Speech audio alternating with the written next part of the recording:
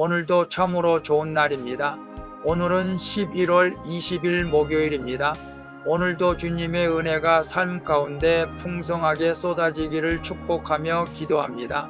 오늘은 사도행전 28장 3절에서 10절 말씀을 통해서 조금도 상함이 없더라라는 제목으로 함께 묵상해 보도록 하겠습니다. 본문 요약은 이렇습니다.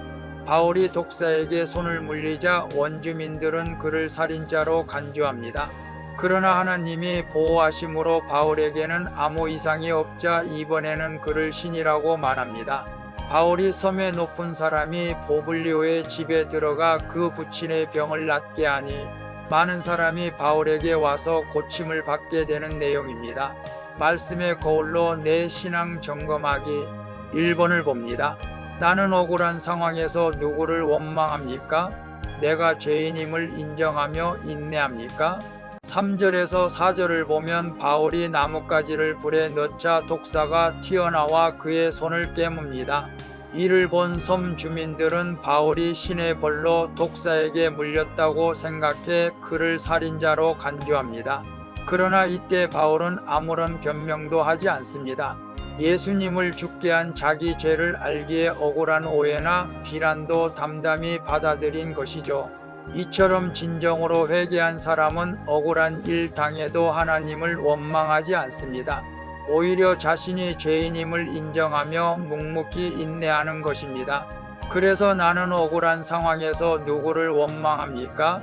내가 죄인을 인정하며 인내합니까? 라고 했을 때 보통 사람들은 억울한 일을 당할 때 나 자신에게 피해를 준 상대방을 원망하고 또 자기 자신을 원망할 때가 있죠.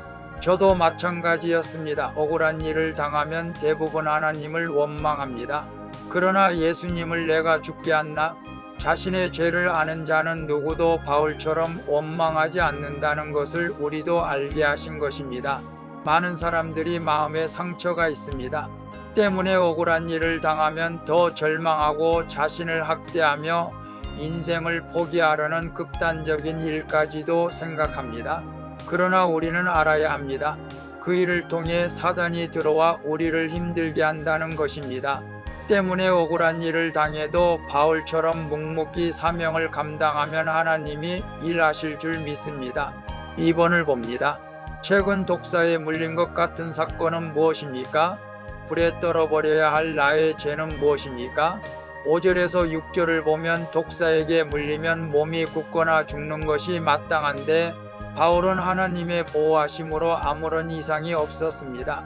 이를 본 사람들은 바울이 신이라고 여깁니다.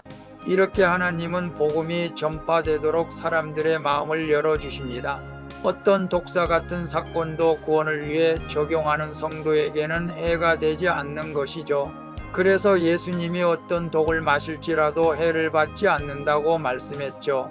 오히려 그것이 하나님의 살아계심을 드러내는 구원의 사건이 된다는 것입니다. 또한 독사 같은 내 죄성을 주께 내려놓으면 불에 태워질 줄로 믿습니다.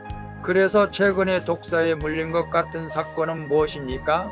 불에 떨어버려야 할 나의 죄는 무엇입니까? 라고 했을 때 저의 교회에서 성도 간 대화에 오해가 있어 실족한 성도가 있습니다.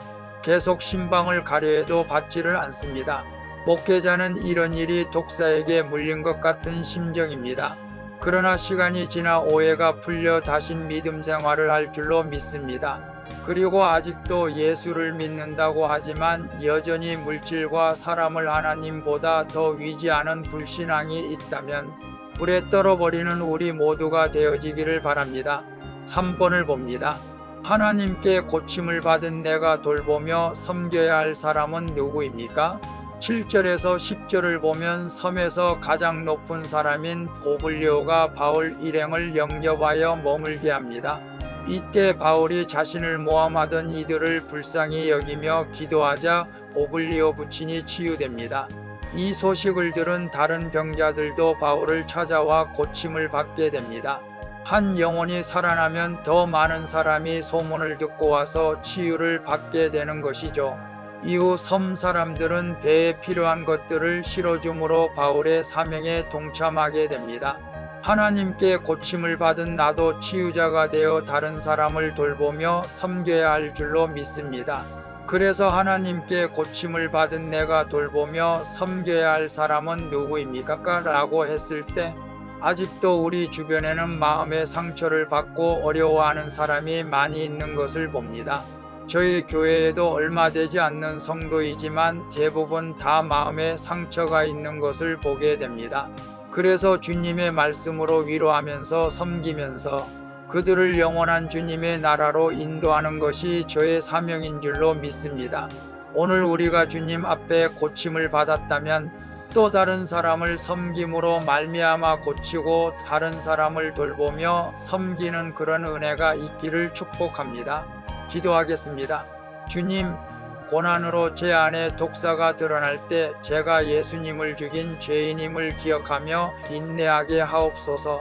그리고 말씀대로 적용하며 가는 성도를 어떤 권세도 해할 수 없다는 것을 믿게 해주시옵소서.